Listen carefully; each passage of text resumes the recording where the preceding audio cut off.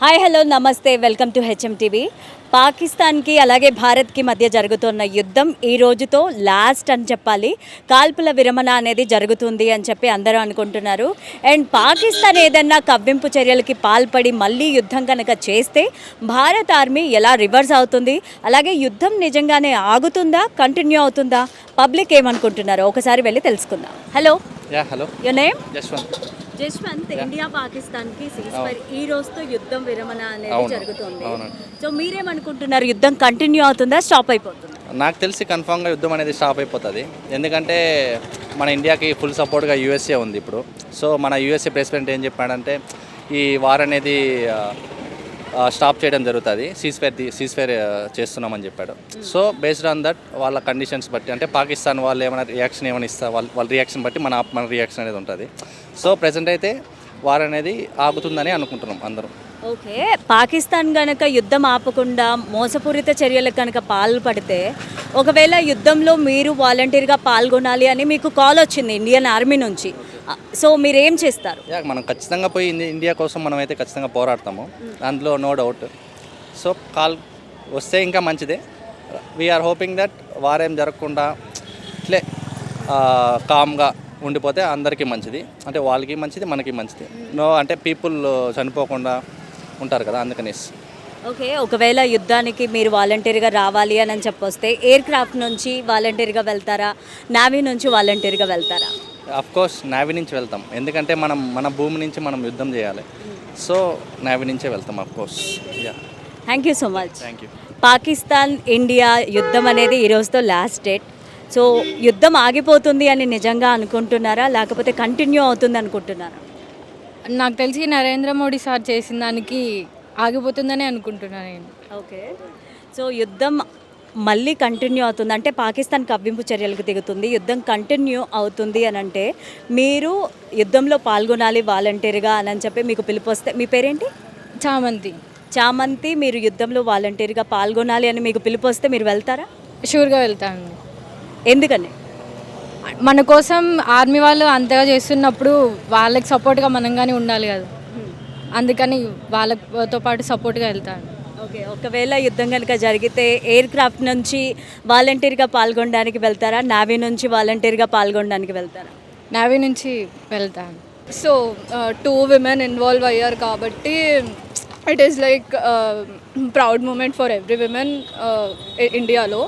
So ఇంకా ఈ war continue అవుతుందా అంటే మేబీ ఎస్ ఐ గెస్, ఎందుకంటే because the counter part country గురించి కూడా మనకు తెలుసు కాబట్టి. So maybe or may not be. So యుద్ధం కనుక కంటిన్యూ అయితే, మీ పేరు? సుహర్ష. మీరు వచ్చి వాలంటీర్గా యుద్ధంలో పాల్గొనాలి అని మీకు ఇండియా నుంచి పిలుపు వస్తే are you ready to go? Yes, ready. I'm ready for it because ఇండియాలోనే ఉంటూ ఇండియాకి ఏదైనా హెల్ప్ కావాలంటే everyone would be ready for it. So I'm ready for it. So ఈ రోజుతో సీజ్ఫైర్ ఇండియా పాకిస్తాన్ మధ్య యుద్ధం అనేది ఆగిపోబోతుంది. మీరు ఏమనుకుంటున్నారు, ఆగిపోతుంది అనుకుంటున్నారా, కంటిన్యూ అవుతుంది అనుకుంటున్నారా? అంటే వాళ్ళు ఏం చేస్తే మనం దాన్ని డబల్ చేస్తాం ఫర్ షూర్, ఎందుకంటే వాళ్ళు సీజ్ఫైర్ చేసి ఆపేస్తాము అది ఇది అని చెప్పి మళ్ళా వాళ్ళు నెక్స్ట్ డే అటాక్ చేస్తుంటే మనం ఎలా ఊరుకుంటాము. ఇంకా నార్మల్గా నన్ను కూడా చంపేయండి అని వాళ్ళు అంటుంటే, లేదు వెళ్ళి మోడీజీకి చెప్పుకోండి అంటే మేము అదే చూపించాము డెమో అని చెప్పి వాళ్ళకి 2 o'clock నైట్ అటాక్ చేసాము. సో విచ్ వాజ్ అంటే great from our side. So ఇద్దరు ఉమెన్స్ని మెయిన్గా లీడ్ చేస్తూ మన యుద్ధం అనేది కొనసాగింది మొన్నటి వరకు కూడా. సో మీకు ఎలా అనిపిస్తుంది యాజ్ ఏ ఉమెన్, మీరు ఎలా ఫీల్ అవుతున్నారు? చాలా proud moment actually, because girls బయటికి రావడం అంటే ఈ జనరేషన్ నుంచి స్టార్ట్ అవుతుంది, బట్ ఇంకా చాలా ప్లేసెస్లో ఇది ఉంది. బట్ ఇట్లా చూస్తూ చాలామంది ఎంకరేజ్ చేస్తున్నారు. So we get inspire. So చాలా ఇన్స్పిరేషన్ ఉంది ఇప్పుడు వాళ్ళని చూసి. మాకు కూడా మేము రాంగ్ ప్రొఫెషన్ చూస్ చేసామా సాఫ్ట్వేర్ అనిపిస్తుంది, but we would love to do anything like for our country.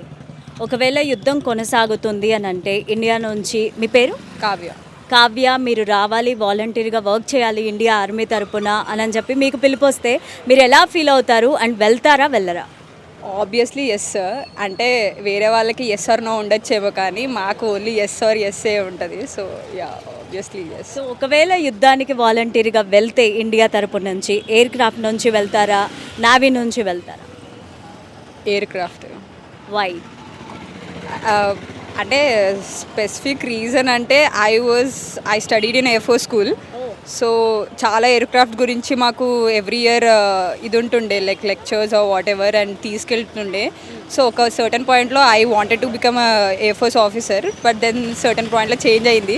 So maybe that would be the thing because of that. Great great, thank you so much. Thank you. నమస్తే అండి, నమస్తే అండి, చెప్పండి. మీ పేరు? నా పేరు నాయుడు. నాయుడు గారు, ఈ రోజుతో సీజ్ ఫైర్ స్టాప్ అయింది కదా. సో ఇండియా పాకిస్తాన్ మధ్య యుద్ధం ఈ రోజుతో కాల్పుల విరమణ లాస్ట్. మీరేమనుకుంటున్నారు? యుద్ధం జరుగుతుంది లేకపోతే స్టాప్ అయిపోతుంది అనుకుంటున్నారా, ఇలాగే కంటిన్యూ అవుతుంది అనుకుంటున్నారా? ఇద్దరు ప్రైమ్ మినిస్టర్స్ కూర్చొని మాట్లాడుకున్నారు కాబట్టి ఇద్దరు దేశ ప్రజల కోసం ఇద్దరు ఆపేయాలనుకున్నారు సీజ్ ఫైర్ అనేది. మ్యూచువల్ బెనిఫిట్స్ కోసం ఆపాలనుకున్నారు. ఒకవేళ మళ్ళీ వాళ్ళు టెర్రరిస్ట్ అటాక్లు చేస్తే మన వాళ్ళు మళ్ళీ అటాక్ చేస్తామని చెప్పారు కదా. అది టెర్రరిస్టులు అటాక్ చేసినా ఎవరు అటాక్ చేసినా మళ్ళీ ఇండియా రివర్స్ వెళ్తుంది. మనం అట్లనే రిప్లై కూడా ఇవ్వాలి. సో ఇప్పుడు ఏంటంటే మనకి ప్రజల కోసం ఆలోచించి ఇప్పుడు సీజ్ ఫైర్ అనేది పెట్టారు, మంచిగా చేశారు. అలా ఏం చిన్న చిన్న విషయాలు ఏం కాదు కాబట్టి వాళ్ళు పెద్ద పెద్ద మంచి నిర్ణయాలు తీసుకుంటారు. ఏదైనా సరే దేశ బాగు కోసమే ఆపారు అనేది నా ఉద్దేశం సీజ్ ఫైర్. ఓకే, సో ఒకవేళ యుద్ధం కనుక జరుగుతుంది, మళ్ళీ పాకిస్తాన్ కవ్వింపు చర్యలకు పాల్పడితే, నాయుడు గారు మీరు వాలంటీర్గా వర్క్ చేయాలి ఆర్మీకి అని చెప్పి పిలుపు వస్తే మీరు వర్క్ చేయడానికి రెడీగా ఉన్నారా? మా తాత మిలిటరీ అండి, అందరం వెళ్తాం. అందరం వెళ్ళడానికి ఎవరైనా వెళ్తాం. ఇంట్లో నుంచి ప్రతి ఒక్కరు రమ్మన్నా ఎవరైనా వెళ్తారు. దేశమే ఫస్ట్, దేశం ఉంటేనే కదా మనందరం బతుకుండేది. ఫస్ట్ వెళ్ళడానికి రెడీ, ఎవరైనా రెడీ. సో మీరు నావీ తరపున యుద్ధానికి వెళ్తారా, ఎయిర్ క్రాఫ్ట్ తరపున యుద్ధానికి వెళ్ళడానికి సిద్ధంగా ఉన్నారా? వెళ్తే ఎయిర్ క్రాఫ్ట్ తరపున పోతాం. నావీ అంటే మనకి ఈతలు రావాలి కదా, ఎయిర్ క్రాఫ్ట్ అవసరం లేదు కదా. ఎయిర్ క్రాఫ్ట్కి వెళ్తాం, డైరెక్ట్కి వెళ్తాం. Thank you so much. Hello. Hello, your name? Teja. Teja గారు, ఈ రోజుతో cease fire last day. So Pakistan and India ఒప్పందం కుదుర్చుకున్నాయి కాల్పుల విరమణ కోసం. సో యుద్ధం ఆగిపోతుంది అనుకుంటున్నారా, ఇదే కంటిన్యూ అవుతుంది అనుకుంటున్నారా? మేబీ కంటిన్యూ అవ్వచ్చు. ఓకే, ఒకవేళ యుద్ధం కంటిన్యూ అయ్యి ఇండియాకి మీ అవసరం ఉంది వాలంటీర్గా, మీ పేరేం చెప్పారు? తేజ. తేజ వర్క్ చేయాలి అని చెప్పి మీకు పిలుపు వస్తే ఫ్రమ్ ఇండియా, మీరు ఎలా ఫీల్ అవుతారు అండ్ వెళ్తారా? వెళ్తాను. అంటే ఫీలింగ్ అంటే to serve India country, I'm always there. So ఒకవేళ యుద్ధం జరిగితే, పాకిస్తాన్ కవ్వింపు చర్యలు చేస్తే, అంటే రివర్స్లో మన మీద యుద్ధం చేస్తే, భారత్ రివర్స్లో యుద్ధం చేస్తుంది కదా, ఆ సిచ్యువేషన్ ఎలా ఉంటుంది అనుకుంటున్నారు?